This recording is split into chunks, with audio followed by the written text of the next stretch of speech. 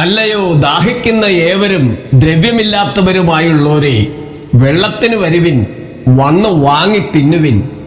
നിങ്ങൾ വന്ന് ദ്രവ്യവും വിലയും കൂടാതെ വീഞ്ഞും പാലും വാങ്ങിക്കൊള്ളുവിൻ. അപ്പമല്ലാത്തതിന് ദ്രവ്യവും തൃപ്തി വരുത്താത്തതിന് നിങ്ങളുടെ പ്രയത്നഫലവും ചെലവിടുന്നത് എന്തിന്? എന്റെ വാക്ക് ശ്രദ്ധിച്ചു കേട്ട് നന്മ അനുഭവിപ്പിൻ. പുഷ്ടഭോജനം കഴിച്ച് മോദിച്ചു കൊള്ളുവിനെന്ന് യെശയ്യാ പ്രവചനം 55-ാം അധ്യായം 1-2 വാക്യങ്ങളിൽ പറയുന്നു. നമ്മുടെ ഓരോരുത്തരുടെയും ഹൃദയത്തിൽ വലിയ വാഞ്ചയുണ്ട്. അതിനെ തൃപ്തിപ്പെടുത്തുവാൻ നാം വിവിധ വഴികൾ തിരയുന്നവരാണ്.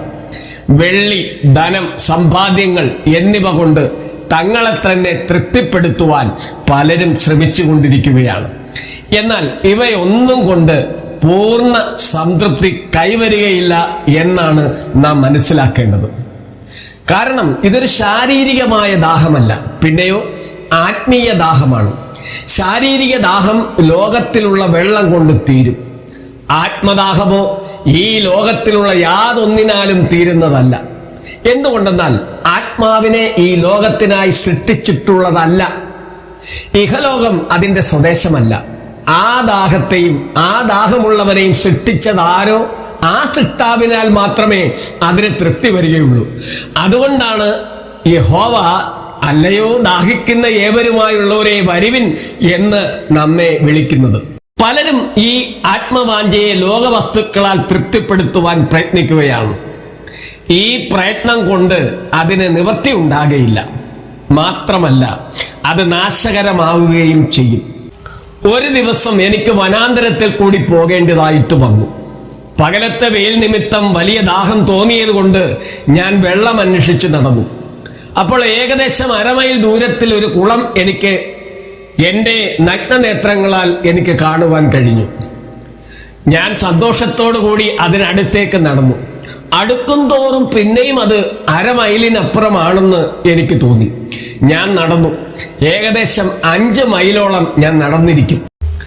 എന്നിട്ടും ആ കുളം 1/2 മൈലിനപ്പുറത്താണെന്ന് എനിക്ക് തോന്നി.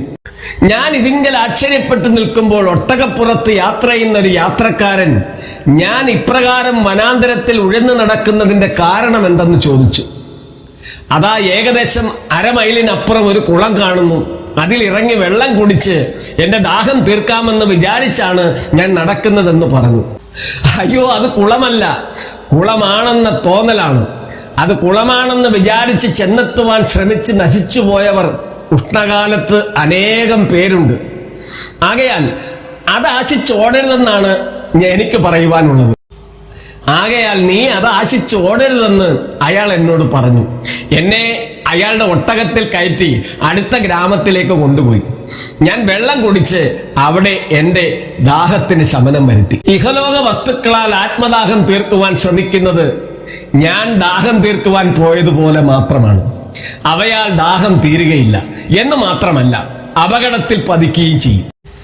അതുകൊണ്ടാണ് ദൈവം അപ്പമില്ലാത്തതിന് ദ്രവ്യവും തൃപ്തി വരുത്താത്തതിന് നിങ്ങളുടെ പ്രയത്നഫലവും ചെലവിടുന്നത് എന്തിന്? നിങ്ങൾ വന്ന് ദ്രവ്യവും വിലയും കൂടാതെ വീഞ്ഞും പാലും വാങ്ങിക്കൊള്ളുവിൻ എന്ന് നമ്മെ നോക്കി നമ്മുടെ സർവശക്തനായ ദൈവം നമ്മെ വിളിക്കുന്നത്. മാത്രമല്ല, മനുഷ്യർക്ക് ഇഹലോക വസ്തുക്കളാൽ തങ്ങളുടെ ദാഹം തീരുകയില്ല എന്ന ബോധ്യമുണ്ട്. തങ്ങളുടെ ഹൃദയങ്ങൾ അവയിൽ പതിച്ച് പാപത്തിന് സ്ഥലം കൊടുത്തു നടന്നാൽ നശിച്ചു പോകുമെന്നും അവർക്കറിയാം. അങ്ങനെ അറിഞ്ഞിട്ടും തങ്ങളുടെ ഹൃദയങ്ങളെ ദൈവത്തിന് വിരോധമായി തിരിച്ച് തങ്ങളുടെ ആത്മദാഹം തീർപ്പാൻ ശ്രമിക്കുന്നു. അവരുടെ അവസാനം ഭയങ്കരം. ഞാനും മറ്റു ചിലരും കൂടി ഹിമാലയ പർവ്വതത്തിന്റെ അരിവിലൂടെ നടന്നു പോകുകയായിരുന്നു. ഞങ്ങളിൽ ഒരാൾക്ക് കഠിനദാഹമുണ്ടായി. ഒരു ഉയർന്ന കൊടുമുടിയിൽ കയറി നോക്കിയപ്പോൾ അല്പം ദൂരെ ഒരു ചതുപ്പ് നിലത്തിൽ വെള്ളമുള്ളതായി കണ്ടു. ആ യൗവനക്കാരൻ അവിടേക്ക് പോയി വെള്ളം കുടിപ്പാൻ ആഗ്രഹിച്ചു. ആ സ്ഥലത്തെക്കുറിച്ച് പരിചയമുള്ളവർ അവനെ തടഞ്ഞു. നീ അവിടെ പോയാൽ തിരിച്ചു വരാൻ സാധിക്കുകയില്ല. അവിടെ പോയിട്ടുള്ളവരെല്ലാം മുങ്ങിച്ചത്തതാണ് ചരിത്രം. നീ കുറെ കൂടി സഹിച്ചു നിന്നാൽ 4-5 നാഴികയ്ക്ക് അപ്പുറത്തുള്ള ഗ്രാമത്തിൽ ചെന്ന് വെള്ളം കുടിച്ച് ദാഹം ശമിപ്പിക്കാം എന്ന് പറഞ്ഞു. ഞങ്ങൾ എല്ലാവരും അവനെ ഗുണദോഷിച്ചു. അവനോ അനുസരിക്കാതെ അവിടെ തന്നെ പോകുമെന്ന് ശഠിച്ചു. അത് ചതുപ്പ് നിലമേ അല്ല, അപകടമുണ്ടാവാൻ യാതൊരു സാധ്യതയുമില്ല എന്നവർ പറഞ്ഞുകൊണ്ടിരുന്നു. അവൻ വെള്ളം കണ്ട സ്ഥലത്തേക്ക് പോയി. അവിടെ ചെന്നിറങ്ങി അവൻ വെള്ളം കോരി കുടിച്ചു. അതിനുശേഷം അവൻ തിരിച്ചു വരുവാൻ ശ്രമിച്ചു. പക്ഷേ അവന്റെ കാൽ ചെളിയിൽ താഴുവാൻ തുടങ്ങി. കാൽ വലിച്ചെടുക്കുവാൻ ശ്രമിക്കും തോറും ചെളിയിൽ കൂടുതൽ കൂടുതൽ താഴുവാൻ തുടങ്ങി. നൊടിയിടയിൽ അവൻ കഴുത്തറ്റം താണു. അവനെ രക്ഷിക്കാൻ യാതൊരു മാർഗവുമില്ലാതായി. കയറെറിഞ്ഞു കൊടുക്കാമെന്ന് വെച്ചാൽ അത്രയ്ക്ക് നീളമുള്ള കയറില്ല. പിടിച്ചു കയറ്റാമെന്ന് വെച്ചാൽ പോകുന്നവനും ചാകുമെന്ന് നിശ്ചയം. അപ്പോൾ അവൻ, എനിക്ക് നാശം വരുമെന്ന് അറിഞ്ഞുകൊണ്ട് ഞാൻ ഈ ചതുപ്പ് നിലത്തിൽ ചാടിയല്ലോ എന്ന് പറഞ്ഞ് നിലവിളിച്ചുകൊണ്ട് ആ ചേറ്റിൽ താണുപോകുവാനിടയായി. എന്ത് പ്രയോജനം? അവൻ മരിച്ചുപോയി. ഇപ്രകാരം തന്നെ ഈ ലോകത്തിൽ തങ്ങളുടെ ആത്മദാഹം തീർക്കുവാൻ യാതൊന്നുമില്ലെന്നും ലോകത്തിന് പിന്നാലെ പോയാൽ നാശം വരുമെന്നും അറിഞ്ഞുകൊണ്ട് അതിൽ മനസ്സ് പതിച്ച് പലരും ജീവിക്കുന്നു.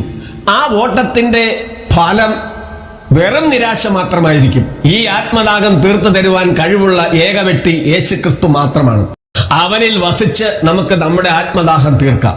ഇത് അത്ര സുഗമമായ കാര്യമല്ല, വളരെ പ്രയാസം തന്നെ. തങ്ങളുടെ ആത്മദാഹം ശമിപ്പിക്കുവാൻ വേണ്ടി കഷ്ടത അനുഭവിക്കുവാൻ മനുഷ്യൻ തയ്യാറാകുന്നില്ല.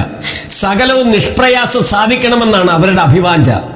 ഇതിനെക്കുറിച്ച് ദൈവം ഇപ്രകാരം അരുളി ചെയ്തിട്ടുണ്ട്. യിരെമ്യാ പ്രവചനം 2-ാം അധ്യായം 13-ാം വാക്യത്തിൽ, എന്റെ ജനം 2 ദോഷം ചെയ്തിരിക്കുന്നു. അവർ ജീവജലത്തിന്റെ ഉറവയായ എന്നെ ഉപേക്ഷിച്ചു. വെള്ളമില്ലാത്ത കിണറുകളെ, പൊട്ട കിണറുകളെ തന്നെ കുഴിച്ചിരിക്കുന്നു. സത്യമായിട്ടും ഇപ്രകാരമുള്ളവർ നശിച്ചു പോകും. ടിബറ്റ് രാജ്യത്തിൽ ഒരു ഗ്രാമത്തിൽ വെള്ളമില്ലായിരുന്നു. അവിടുത്തുകാർ 3 നാഴികൾക്ക് അപ്പുറമുള്ള നല്ല ഒരു ഉറവയിൽ നിന്ന് വെള്ളം കോരി കുടിച്ചു വന്നു. അങ്ങനെ ഇരിക്കെ അവരിൽ ചിലർ ഒന്നിച്ചുകൂടി തങ്ങൾക്കായി ഒരു കുളം വെട്ടി. മഴവെള്ളം കൊണ്ട് കുളം നിറയുമെന്നും അപ്പോൾ തങ്ങൾക്ക് കോരി ഉപയോഗിക്കാമെന്നും ആ 3 മൈൽ നടന്ന് കഷ്ടപ്പെടേണ്ട കാര്യമില്ലെന്നും ഗ്രാമവാസികളോട് പറഞ്ഞു. അങ്ങനെ അവർ വെട്ടിയ കുളത്തിൽ മഴ പെയ്ത് വെള്ളം നിറഞ്ഞു. ചിലർ പതിവ് പോലെ 3 മൈൽ അപ്പുറത്തുള്ള ഉറവയിൽ നിന്ന് വെള്ളം കൊണ്ടുവന്ന് ഉപയോഗിച്ചു. മറ്റവരോ ഇവരെ നോക്കി ഭ്രാന്തന്മാർ എന്ന് പരിഹസിച്ചു. അവർ കുളത്തിൽ നിന്ന് മഴവെള്ളം കോരിക്കുടിച്ചു. പക്ഷേ അവരെല്ലാവരും മരിച്ചുപോയി. കാരണം കുളത്തിൽ ഒഴുകി വന്ന വെള്ളത്തിൽ വിഷം കലർന്നിരുന്നു. പ്രയാസപ്പെട്ടിട്ടാണെങ്കിലും 3 മൈൽ അപ്പുറത്തു നിന്ന് വെള്ളം കോരിക്കൊണ്ട് വന്നവർ ജീവിച്ചു. അതുപോലെ തന്നെയാണ് ദൈവത്തിൽ ജീവിതമർപ്പിച്ച് ലോകം വെറുത്ത് ജീവിക്കുന്നത് പ്രയാസമെന്ന് കരുതി ദൈവദോഷികളായി ലോകത്തിൽ ആശ്രയം വെച്ച് എളുപ്പ വഴി തേടി ജീവിതം കഴിക്കുന്നവരുടെ അവസാനം നിത്യ നരകമായിരിക്കും. നമ്മുടെ കർത്താവ് ഇതിനെക്കുറിച്ച് ഇപ്രകാരം പറഞ്ഞിട്ടുണ്ട്. യോഹന്നാന്റെ സുവിശേഷം 7-ാം അധ്യായം 37-38 വാക്യങ്ങളിൽ, ഈ വെള്ളം കുടിക്കുന്നവന് വീണ്ടും ദാഹിക്കും. ഞാൻ കൊടുക്കുന്ന വെള്ളം അവനിൽ നിത്യജീവങ്കലേക്ക് പൊങ്ങി വരുന്ന നീരുറവയായിരിക്കും. മാത്രമല്ല, ദാഹിക്കുന്നവൻ എല്ലാം എന്റെ അടുക്കൽ വന്ന് കുടിക്കട്ടെ. എന്നിൽ വിശ്വസിക്കുന്നവന്റെ ഉള്ളിൽ നിന്ന് തിരുവെഴുത്തുകൾ പറയും പോലെ ജീവജലത്തിന്റെ നദികൾ ഒഴുകും എന്ന് അവൻ അരുളി ചെയ്തു. പ്രിയമുള്ളവരെ, യേശു കർത്താവ് കൊടുക്കുന്ന വെള്ളം ആത്മദാഹം തീർക്കും. അവരുടെ ഹൃദയങ്ങളിൽ നിന്ന് ഒഴുകുന്ന നദികളിൽ പിശാചിന്റെ ആത്മീയ അസ്ത്രങ്ങൾ വീണ് താണ് ഇല്ലാതായി പോകും. രക്ഷിതാവിനെ വിശ്വസിക്കാത്തവന് ഈ വെള്ളം കിട്ടുകയില്ല. അവന്റെ ദാഹം തീരുകയുമില്ല. അവന്റെ മേൽ സാത്താൻ എയ്യുന്ന അഗ്നി അസ്ത്രങ്ങളെ കെടുത്തുവാൻ മതിയായിടത്തോളം വെള്ളമില്ലായകയാൽ ആ അസ്ത്രങ്ങളാൽ മുറിവേറ്റ് അവർ നശിച്ചു പോകും. ഇപ്രകാരം നശിക്കാതിരിപ്പാൻ നാം രക്ഷിതാവിൽ വിശ്വസിക്കണം. ലോകം, ധനം, പാപസന്തോഷം എന്നിവ കൊണ്ട് ആത്മദാഹം തീരുകയില്ല. രക്ഷിതാവ് സൗജന്യമായി നൽകുന്ന ആ ജീവനുള്ള വെള്ളത്തിന് മാത്രമേ ആത്മദാഹം ശമിപ്പിക്കുവാൻ സാധ്യമാകുകയുള്ളൂ. ഒരു വലിയ മദ്യപാനി ഉണ്ടായിരുന്നു. അവൻ 1-2 മണിക്കൂറുകൾ ഇടവിട്ട് മദ്യപിച്ചുകൊണ്ടിരുന്നു. അമിതമായ മദ്യപാനം അവന്റെ ശരീരത്തെ ക്ഷയിപ്പിച്ചു. കുടിക്കും തോറും കുടിക്കുവാനുള്ള ആസക്തി അവനിൽ വളർന്നു വന്നു. ഒരു ദിവസം അവന്റെ ഹൃദയത്തിൽ ആശ്ചര്യകരമായ ഒരു ഉണർവുണ്ടായി. അവൻ യഥാർത്ഥമായി മാനസാന്തരപ്പെട്ടു. യേശുക്രിസ്തുവിലേക്ക് അവൻ തിരിയുവാനിടയായി. അന്നു മുതൽ മദ്യപാനം അവൻ നിശേഷം ഉപേക്ഷിച്ചു. രക്ഷകൻ തന്റെ വിശുദ്ധാത്മദാനം, അതായത് തന്റെ പരിശുദ്ധാത്മാവിനെ അവന് നൽകിയത് കൊണ്ട് മദ്യപാനദാഹം അശേഷം തീർന്നുപോയി. രക്ഷിതാവിന്റെ വകയായി തീർന്ന സന്തോഷം കൊണ്ട് അവന്റെ ഹൃദയം നിറഞ്ഞു കവിഞ്ഞു. അവൻ യേശു രക്ഷിതാവിനെ നിരന്തരം സ്തോത്രം ചെയ്ത് സ്തുതിച്ചു തുടങ്ങി. ആകയാൽ നാം ഈ ദിവ്യ വിളി കേട്ട് അവന്റെ അടുക്കൽ ചെല്ലുക. നമ്മുടെ ഹൃദയങ്ങളെ യേശുവിന് സമർപ്പിക്കാം.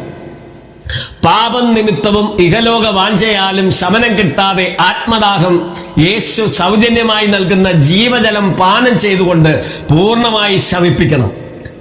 വെളിപ്പാട് പുസ്തകം 22-ാം അധ്യായം 17-ാം വാക്യത്തിൽ യേശു പറയുന്നു, ദാഹിക്കുന്നവൻ എന്റെ അടുക്കൽ വരട്ടെ, ഇച്ഛിക്കുന്നവൻ ജീവജലം സൗജന്യമായി വാങ്ങട്ടെ.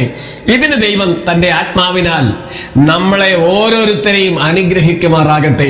ഈ സന്ദേശം കേൾക്കുന്ന നിങ്ങൾ അനേകരുടെ ആശ്വാസത്തിനും വിടുതലുമായി ഈ സന്ദേശത്തെ അവരുടെ അടുക്കൽ എത്തിക്കുവാൻ ദൈവാത്മാവിൽ ആമേൻ ഞാൻ ശരണപ്പെടുകയാണ്.